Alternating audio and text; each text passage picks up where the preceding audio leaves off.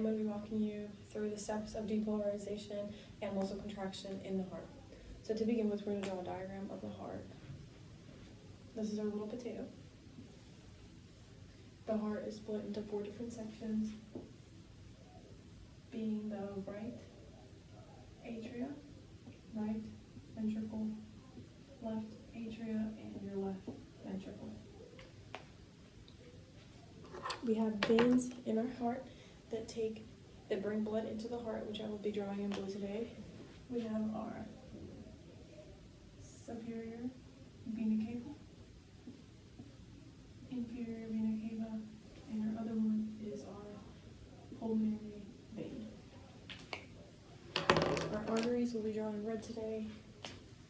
We have our pulmonary artery and our aorta. And then in black, I'm also going to draw up the lungs because they are a part of muscle contraction and the steps of blood flow through the heart. So the lungs will connect right around here. Alright, so steps of blood flow through the heart. The blood comes into the heart through the superior and inferior vena cava. It comes into the right atria, down into the right ventricle with a 70 to 80% passive fill. Once the heart is ready to come out of the right ventricle, it will come out of it through the pulmonary artery and into the lungs. There, the blood will drop off carbon dioxide and pick up oxygen. The blood will come back into the heart through the pulmonary vein and through the left atria. Then it will come down into the ventricle through the valve. Again, 70 to 80% fill passively. The blood will then leave the left ventricle through the aorta and into the rest of the body. So, okay. And also the rest of the body. We also have other landmarks beginning with the SA node. The depolarization in the heart begins at the SA node. It is sent through the atria like this. And it's moving down the atria and down obviously the myocardium of the atria. It will then get to the AV node. Once it reaches the AV node, they will have something called an AV nodal delay. This is allowing time for the atria to contract before the ventricle does. After the AV node, we get into the bundle of His, and then the left and right bundle branches. After the left and right bundle branches, we get into the Purkinje fibers, which look kind of like this. As you can tell, the Purkinje fibers make up a lot of the ventricles. So after the depolarization reaches the Purkinje fibers, the contraction will start from the apex of the heart and move to the base. So this is causing all that blood that's sitting in these ventricles to move and push out through the arteries. So any blood in the right ventricle will push out through the pulmonary artery, and anything sitting in the left ventricle will push out through the aorta.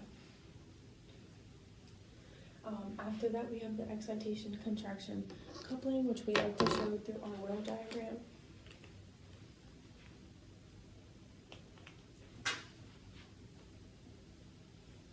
And it looks something like this. So this is a myocyte. And these are connected through intervertebral discs. And we have a whole bunch of them. So the depolarization travels through these. So it'll come from the last intervertebral disc, and it will go, depolarization will send, come in, and it will come down the T-tubule. Here in the T-tubule, we have calcium sensing feet, and they are connected to our sarcoplasmic reticulum. Calcium leaves the sarcoplasmic reticulum through RYR, which is ryanodine receptors. So calcium will leave the SR, and it will bind to troponin. Troponin is also attached to troponin and tropomyosin. Tropomyosin will shift. It will expose the actin heads or the binding sites for myosin. Actin and myosin will bind. It will look something like this. So these are the actin, and this is myosin. So what will happen is when actin binding sites are exposed, myosin will bind and they will begin to pull towards each other. So kind of like this, they will begin to pull towards each other, causing the pull. So here we have ATP causing 50% of the pull, and inorganic phosphate causing the other 50%. After that, ATP will break down into ADP and inorganic phosphate, relaxing the muscle, letting go of the pull, and any of the leftover calcium will then join back into the sarcoplasmic reticulum via something we call SERCA. After that, we will get into HFrEF and HFpEF. So I'm going to erase this down here for us. Alright, so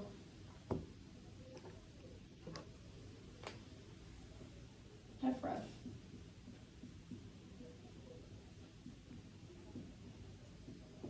This is heart failure with reduced ejection fraction. So this is damage caused to the systolic dysfunction. So basically it impacts the contraction. It impacts the contraction of the ventricle, and basically here we see a decrease in stroke volume and an increase in preload as compensation for it. So basically what's happening here is blood is coming into the ventricle every time and it's filling up. So we have a certain amount that's left after every contraction. Every time that heart refills, more and more blood gets left behind with the next contraction. HFpEF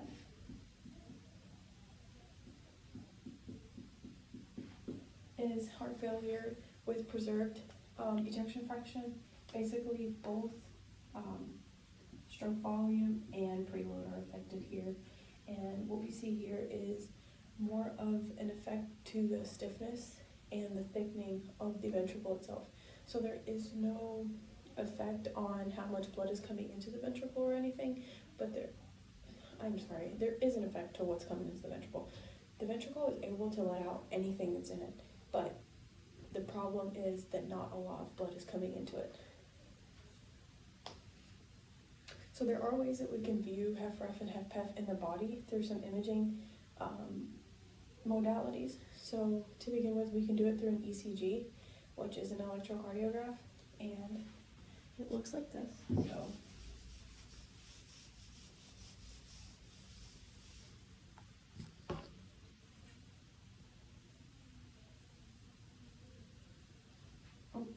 no, it doesn't look like that.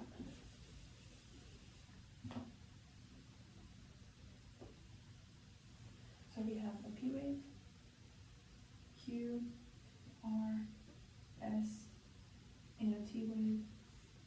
And this is very unique because it helps us see that contraction that I just spoke about in the heart, but in something like this. So there shows a CSA node firing. Here is the AV normal delay. Oh, sorry, this isn't normal. Well, that's the AV normal delay. I just need this space to show you guys that. This is when it gets to the bundle branches.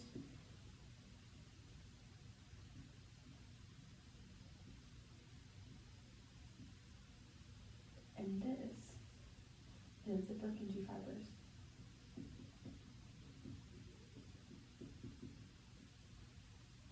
So again, different electrodes are placed on your body, and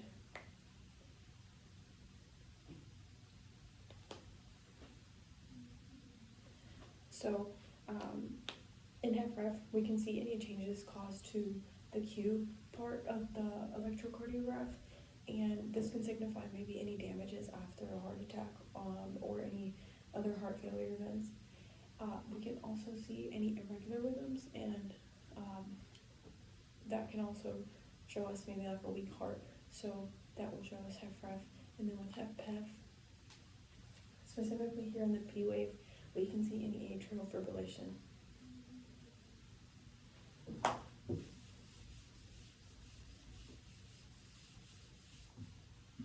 So another way to view the heart through imaging is an MRI.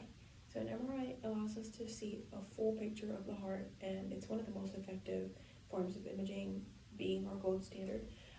It is our gold standard because, again, we see a picture of the heart and we see specifically what's going on with the person. So for HFrEF, we are able to see any parts of that ventricle that are dilated or have weakened. We can see any part of the wall that has thinned or any dead or scarred tissue. And then again, any of the thin walls. And then for HFpEF, we can see any walls that have been thickened, or we can also see the tissue composition of the ventricle. The last form of imaging that I would like to talk about today is nuclear imaging.